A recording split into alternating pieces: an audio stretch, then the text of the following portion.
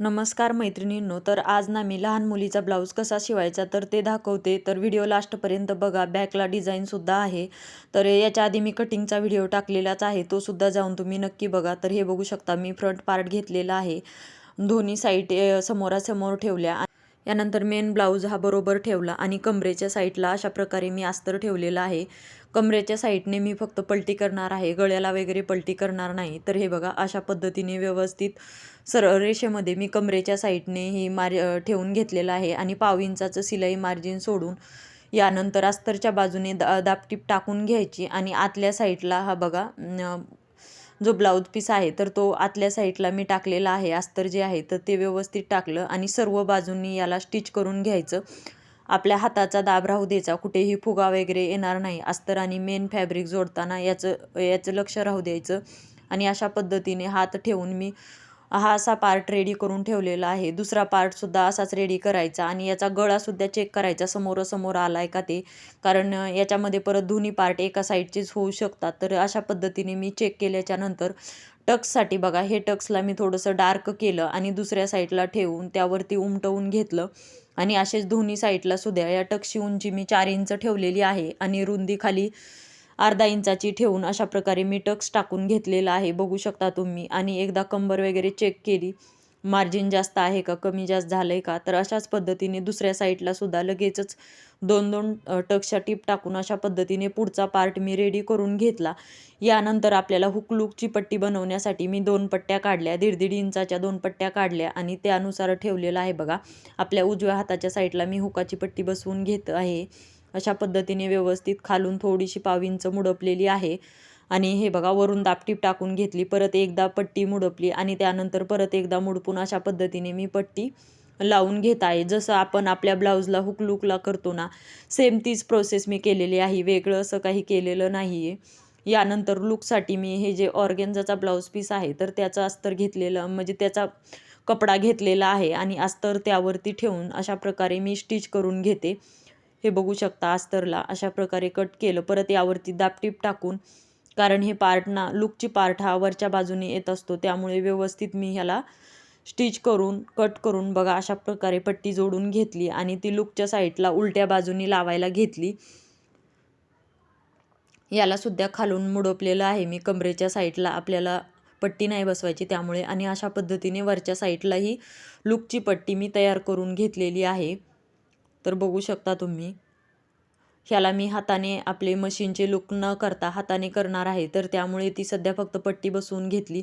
आणि अशा पद्धतीने दोन्ही पार्ट मी रेडी केले. आणि केल्याच्या नंतर गळ्याला आपण गळापट्टी बसवण्यासाठी दोन्ही एक लेवलमध्ये ठेवून मार्किंग करून घेतलं आणि ऑर्गेन्झाचा ना 1.5 इंचाचा अशा पद्धतीचं मी फॅब्रिक घेतलं ब्लाऊज पिसाचं मेन आणि डबल फोल्डेड केलं. आणि हे बघू शकता. आणि डबल फोल्ड करून अशा प्रकारे मी पट्टी बसवायला घेतली. यानंतर ही व्यवस्थित कट करायचे आणि छोटे छोटे कट्स द्यायचे, त्यामुळे गळ्याला फिनिशिंग छान येते. आणि आतल्या साईडने मुडपायचं, हे बघू शकता तुम्ही व्यवस्थित असं. आणि याला दापटीप टाकून अशा प्रकारे पट्टी जोडून घेते. अशीच मी दोन्ही साईडची पट्टी जोडून घेतलेली आहे. परत याला कडेने सुद्धा टीप टाकून घेतलेली आहे आणि दोन्ही साईडच्या पट्ट्या मी जोडून घेतल्याच्या नंतर बघा, ही साईडसुद्धा मी अशीच रेडी करणार आहे.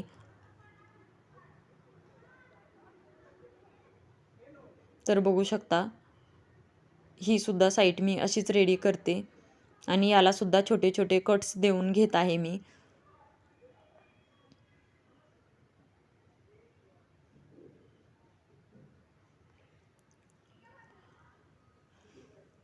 तर अशा पद्धतीने दोन्ही पार्ट आपले रेडी झालेले आहेत. तर हे समोरासमोर एक लेवलमध्ये आलेत का ते एकदा रिचेक करायचं. आणि मी चेक करून व्यवस्थित ठेवून ते पार्ट बाजूला ठेवून घेतले. यानंतर बॅकचा पार्ट घेतला. बघू शकता, अशा पद्धतीने मी सरळ जशी मार्किंग आहे गळा रुंदीची तसं घेतलेलं आहे आणि फक्त 6 इंचाचा मागचा गळा एवढं लक्षात ठेवायचं.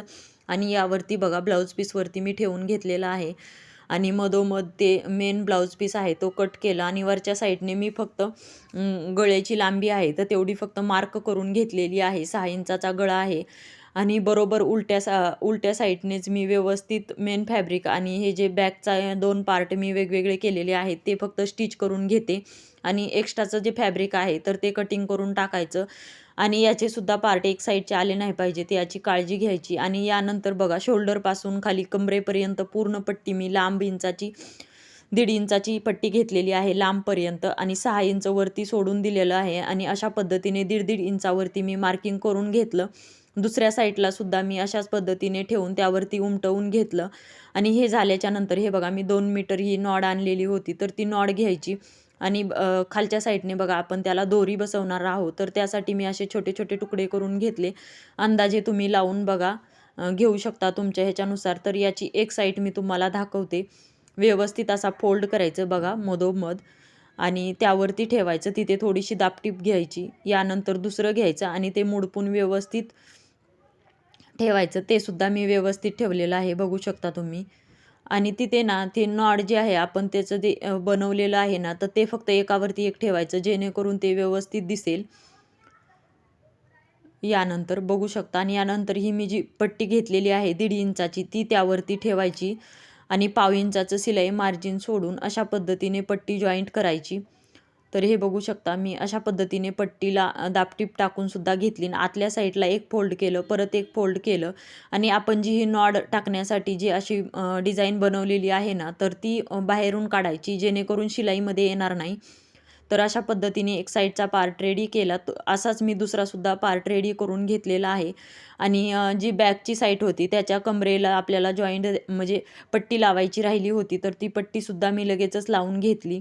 यालासुद्धा सेम फोल्ड केलं मी. एक फोल्ड केला, परत एक फोल्ड करून या साईडची सुद्धा पट्टी जोडून घेतलेली आहे. यानंतर जी राहिलेली नॉड आहे ना तर ती घ्यायची. हे एक लेवलमध्ये आलं आहे का चेक करून घ्यायचं. आणि हे बघा ही अखंड नॉडमध्ये सेंटरला कुठेही कट न करता एका साईडने फक्त जर दुसऱ्या साईडला त्याच्या खालीन अशी विरुद्ध दिशेने लावत जायचं. परत दुसरी साईड घ्यायची आणि ही सुद्धा अशीच नॉड लावायची.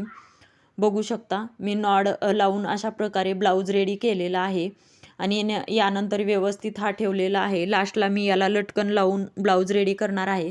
पण त्याआधी आपण शोल्डर जॉईंट करायला घेऊया. बघू शकता ब्लाऊजची उंची होती 11 इंचाची. तेवढं मी मार्क केलं टेपच्या सहाय्याने आणि अशा पद्धतीने जॉईंट करून घेणार आहे. थोडंसं क्रॉसमध्ये असं जॉईंट करायचं जेणेकरून शोल्डर वगैरे उतरणार नाही जरी कमी जास्त झालं. पुढचा गळासुद्धा 5.5 इंचाचा होता तोसुद्धा बरोबर आहे का मी रिचेक केलं. आणि अशा पद्धतीने शोल्डर दोन्ही साईडचे जॉईंट करून घेतले. त्याला डबल टिप टाकल्या. यानंतर जे एक्स्ट्राचं मार्जिन होतं मागच्या पार्टला थोडंसं जास्त झालं होतं ते कटिंग करून टाकलं.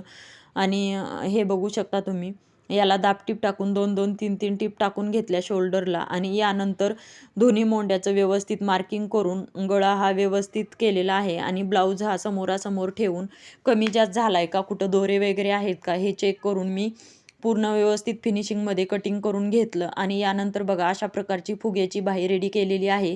तुम्ही तुमच्या आवडीनुसार तुम्हाला जशी बाही आवडते किंवा कस्टमरच्या चॉईसनुसार तुम्ही बाही रेडी करून ठेवू शकता. आणि अशा पद्धतीने बाहीचं मी सेंटर काढलं. यानंतर गळा रुंदी 2.5 इंचावरती ठेवलेली होती.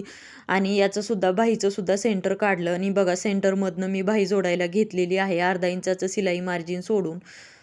बघू शकता तुम्ही मी शोल्डरवरनं बाही जोडायला घेतलेली आहे. एक साईड जोडून घेतली, परत दुसऱ्या साईडने अशाच पद्धतीने जोडून घ्यायचे. आणि बाहीलासुद्धा 2-2 टीप टाकून घ्यायच्या. तर अशाच पद्धतीने मी दुसऱ्या साईडची सुद्धा बाही जोडून घेणार आहे. आणि दोन्ही बाही रेडी झाल्याच्या नंतर एकदा चेक करायचं बरोबर बाही झालेली आहे का आपली लांबी रुंदी वगैरे. आणि यानंतर फिटिंग टाकायची. तर फिटिंगसाठी बघा आधी बरोबर बाजूने मी एक सरळ टीप टाकून घेणार आहे व्यवस्थित अशी. तर अशीच दुसऱ्या साईडने सुद्धा टीप टाकून घ्यायची. आणि ही अशा पद्धतीने कटिंग करून आतल्या साईडला दोन्ही साईडने टीप टाकून आतल्या साईडने मी फोल्ड करून घेतलेलं आहे. आणि आतल्या साईडला सुद्धा दोन्ही साईडकडनं मी दापटीप टाकून घेतलेली आहे अशा पद्धतीने. तर ह्या ब्लाऊजची छातीची मार्किंग होती 26 इंच आणि कमरेची मार्किंग होती 24 इंच. तर त्याप्रमाणे मी याचं मार्किंग करून घेतलेलं आहे. तर मागच्या साईडने बघू शकता याचा दंडगेर हा 4.5 इंचाचा होता तर त्यावर तर मी ठेवलेला आहे. आणि मोंडा हा मी 5.5 इंचाचा ठेवलेला आहे. आणि यानंतर जेवढी छाती आहे तर तेवढी पुढच्या पार्टवरती मार्किंग करून मी घेतलेलं आहे. बघू शकता मी याचं शिलाई मार्जिन 2.5 इंच सोडलं होतं, त्यामुळे याचं शिलाई मार्जिन जास्त आलेलं आहे. तर तुम्ही तुमच्या आवडीनुसार शिलाई मार्जिन सोडू शकता. तर अशा पद्धतीने दोन्ही साईडला फिटिंगची टीप टाकून घेतली आणि यापुढे सुद्धा 2-2, 3-3 टीप टाकून घ्यायच्या आणि अशा पद्धतीने मी ब्लाऊज रेडी केला आणि ब्लाऊजला लटकनसुद्धा लावलेले आहे. तर खूप सुंदर हा ब्लाऊज झालेला आहे. व्हिडिओ कसा वाटला कमेंट करून सांगा आणि चॅनलला सबस्क्राईब करा.